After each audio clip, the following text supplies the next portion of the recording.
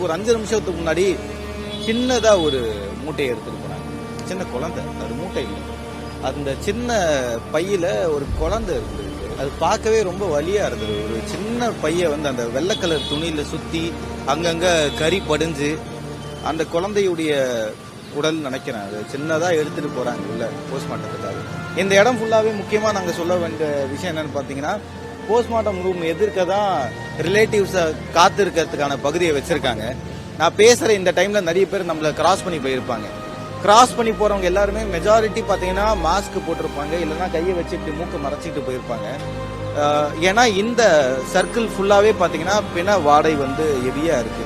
ஏன்னா உடல் கூராய்வு செய்யும் போது இன்னும் கொஞ்சம் ஸ்மெல் ஹெவியா இருக்கக்கூடிய தருவாயில கரெக்டா இந்த பகுதி ஃபுல்லாவே பாத்தீங்கன்னா ரொம்பவே அந்த வாடையை நம்ம உணர முடியும். ஏன்னா ஹெவி ஸ்மெல் இந்த சரௌண்டிங் ஃபுல்லாவே இருக்கும். பேசும்போது எனக்குமே கஷ்டமா தான் இருக்கு. பட் இருந்தாலும் நம்ம மாஸ்கை போட்டு பேசுறதோட ஃபர்ஸ்ட் பேசிடலாம் அப்படின்றதுக்காக தான் வந்தோம். போஸ்ட்மார்ட்டம் ரூம் எதிர்க்கே பாத்தீங்கன்னா டிஎன்ஏ வந்து விசாரிக்கக்கூடிய இடம். அது பக்கத்துலேயே பார்த்தீங்கன்னா பேசஞ்சர்ஸ் உடைய ரிலேட்டிவ்ஸ் வந்து காக்க வைக்கிறதுக்கான பகுதி.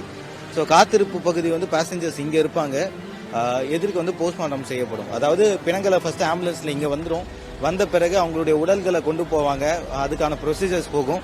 பின்னர் அந்த டிஎன்ஏ சாம்பிள்ஸ் எடுத்துட்டு வந்த பிறகு உள்ள போகும். இங்க வந்து ரிலேட்டிவ்ஸ் வந்து அவங்களுடைய டிஎன்ஏ சாம்பிள்ஸை கொடுப்பாங்க. இவங்களுடைய உறவினரை ஐடென்டிஃபை பண்ண பிறகு அவங்களுடைய உடல் வந்து வழங்கப்படும். கிட்டத்தட்ட ஒரு 3 நாள் ஆகும் அப்படின்ற விஷயத்த ஒரு டாக்டர் வந்து தெரிவிச்சிருந்தாரு. ஏன்னா கருகிய நிலையில இருந்திருக்கு, அதுவும் எல்லாருடைய பாடி பார்ட்ஸுமே செப்பரேட்டடா இருந்ததால அது ரொம்பவே கஷ்டமா இருக்கு எங்களுக்கு நாங்கள் டிஎன்ஏ கலெக்ட் பண்றதுக்கு. ஆனால் எடுக்க முடியும் அப்படின்றது தான் டாக்டர் வந்து தெரிவிச்சாரு.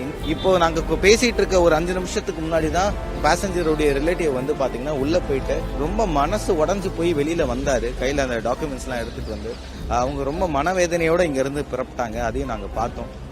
எப்படி ஒருத்தங்களா உள்ள போயிட்டு அவங்களுடைய டிஎன்ஏ சாம்பிள்ஸை கொடுத்து ரிலேட்டிவ்ஸ் வந்து ஏன் உறவினர் வந்து என்னவா இருக்காங்க, என் உறவினருடைய உடல் கிடைச்சிருச்சா பார்த்து சொல்லுங்களேன் அப்படின்னு அவங்க மனசை உடஞ்சு போய் பதறி போய் கேட்கக்கூடிய தருவாய் வந்து ரொம்பவே வேதனைக்குரியது.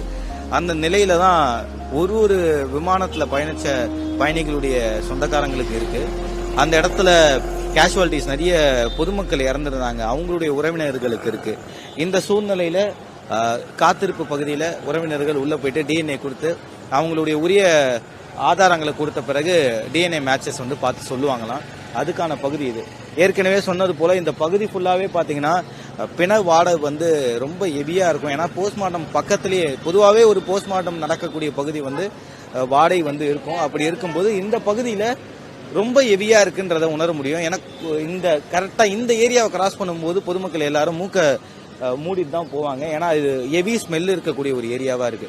தொடர்ந்து நிறைய டெட் பாடிஸ் வந்துகிட்டு இருக்கு. அது எல்லாமே போஸ்ட்மார்ட்டம் ரூமுக்கு போயிட்டு உடல் கூராய்வு மேற்கொண்ட பிறகு டிஎன்ஏ சாம்பிள்ஸ் கலெக்ட் செய்யப்படுது.